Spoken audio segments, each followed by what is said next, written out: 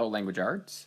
This is Mr. Spaeth back with Chapter 22 from Mrs. Vargas's perspective. She is the principal at Greenwich Middle School, and I do believe this is the first chapter from her perspective, so it'll be interesting to see maybe kind of what new insight or wrinkle she brings into the story today. In all my years in education, the greatest teacher I've ever worked with was a young man named Zachary Kermit.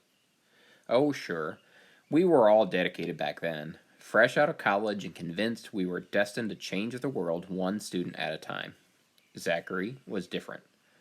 All teachers dream of changing lives. He really changed them. The kids had no way of knowing it, but being placed in Mr. Kermit's class was like winning the lottery. It actually got to the point where I'd look out over my own group and feel a little sorry for them because there was a much better teacher just down the hall. That was before the Terra Nova incident turned him into a zombie. He went from best to worst. If I were doing my job, I'd have fired him long ago, because heaven knows he wasn't doing his job. Maybe I didn't see things clearly enough because he was a friend. Or maybe I was waiting for the teacher he once was to reappear. But after 27 years, even I had to know that the old Zachary Kermit was gone forever. Well, guess what? He's back. And it took the worst group of kids in the whole district to make it happen. That's what brings me to the district offices this afternoon. The first semester progress reports are out, and I can't wait to share the big news with Dr. Thaddeus. When it's my turn, I don't even say hello to my boss. I just march in and place the 7 pages on the blotter in front of him. What are these? He asks. Progress reports from SCS 8, I tell him.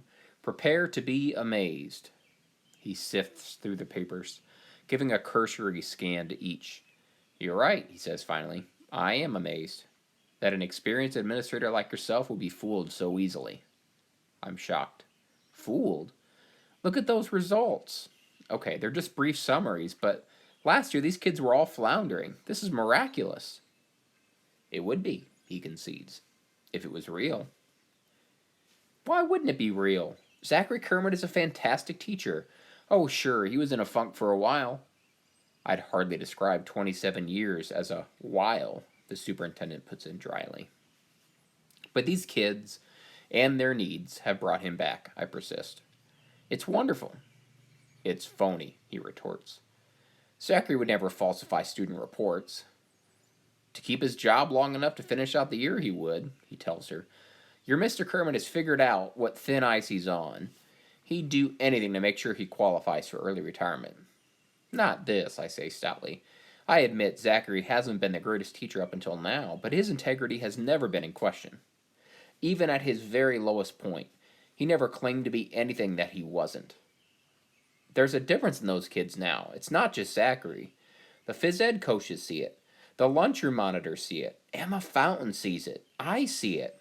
They're not angels, but they're better. They go on field trips. A local business leader has taken them under his wing. What local business leader? Jake Terranova, I admit. I know it's a little odd. He laughs mirthlessly. Spare me. I reject this so-called wonder of yours. In fact, he takes out a large ring binder and begins flipping pages.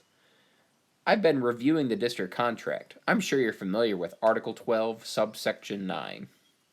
Refresh my memory, I reply, warily. He smiles.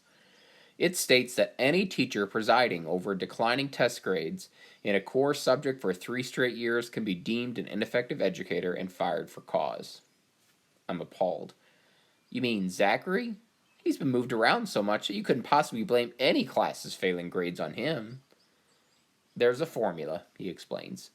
You calculate a baseline using past performances of the individual kids, and it just so happens that Mr. Kermit's students have shown declining results on the state science exam for the past 2 years. If the assessment at the end of this month goes the same way, then I've got him. I don't even watch my words. That's so unfair. He raises one jet black eyebrow. How can you, of all people, say that? You just told me that he's turned this class around. If that's true, they'll ace the test, and Mr. Kermit will have nothing to worry about. I bite my tongue.